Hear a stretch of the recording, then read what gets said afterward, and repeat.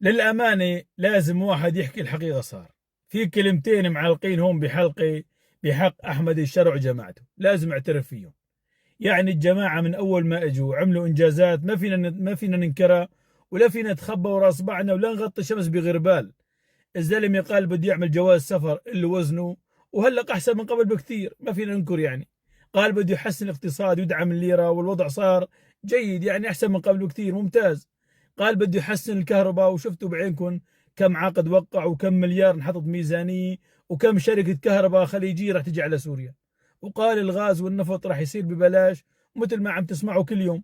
عم تصل على بنياس ناق لازم حمل بالغاز الطبيعي، شوي شوي بتحسن الأمور. قال ما راح تضل ولا خيمة، وبالفعل نقلهم من مكان فيه مي لمكان ناشف. قال الدولار راح يصير 4 و5 آلاف قبل راس السنة، وهلق معلش 12 13 ألف، يعني معه شوي بينزل دولة جديدة. قال بده يرجع اللاجئين، وامبارح كلكم شفتوا بعينكم كيف وقع مع ألمانيا وبريطانيا وفي دول أخرى على الطريق. يعني راح يرجع الكل. الوضع جيد جدا ممتاز، وكل الحكي تبع السوشيال ميديا ما له طعمه. الزلمة عمل اللي ما حدا قدر يعمله. بس لا تنسوا اليوم اول نيسان.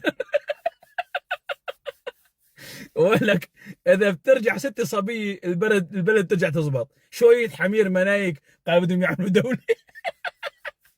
هلا تلاقي الاموي فاتح تمه رخبطات العمى، معقول هذا الصف عم يحكي هيك؟ بعدين اخر شيء عض على لسانه هيك وبلش يخرم من تمه بالتعليقات.